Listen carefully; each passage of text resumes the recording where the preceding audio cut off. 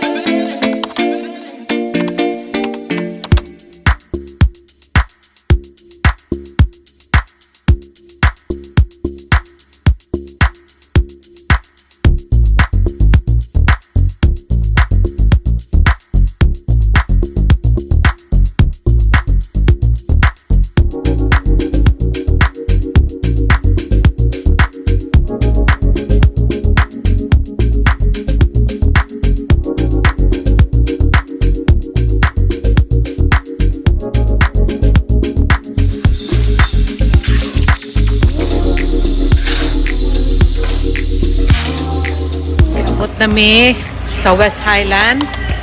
Narang balay. Gamay nga balay among payag diri sa Butuan City. Suroy ta.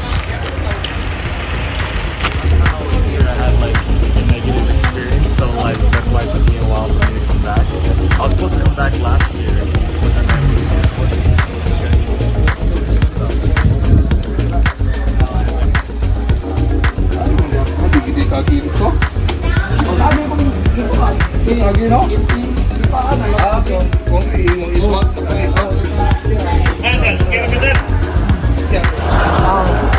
Okay ra. Welcome dyan, welcome. Welcome. Welcome home. Welcome home. Hey, look at you. What's up, man? Hey, what's up?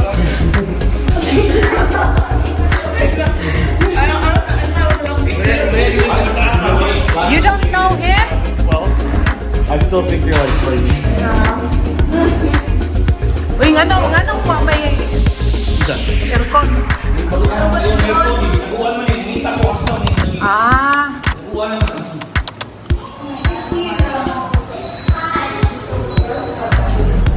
Morning kitchen.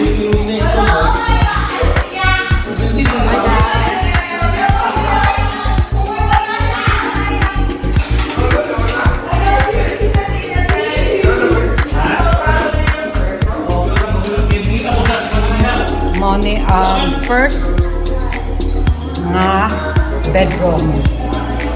First nga bedroom. Kaubos.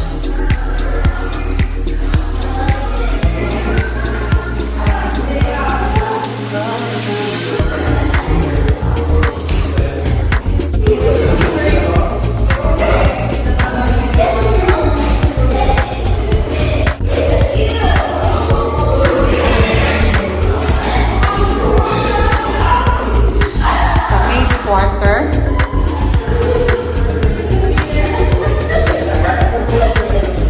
Bathroom.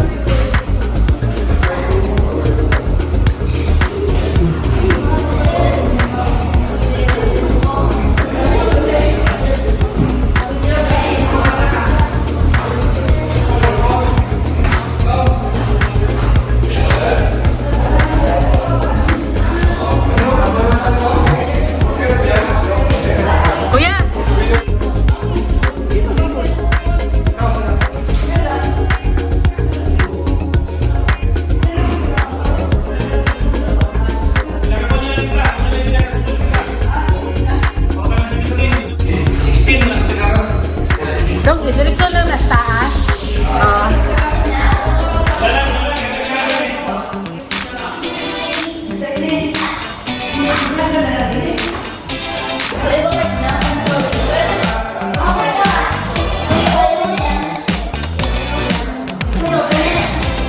Okay, well.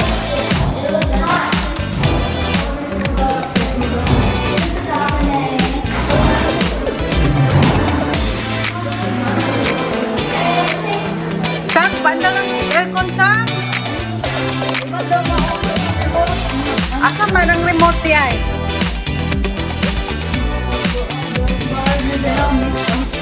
Ano na?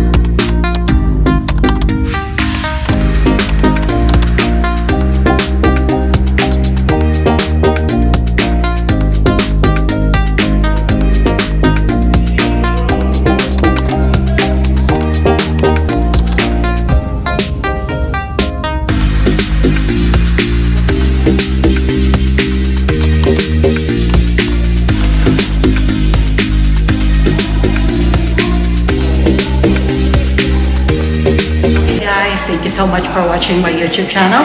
Don't forget to subscribe my channel, Jan's Life Venture, and click like and click the bell button for the next notification. Bye!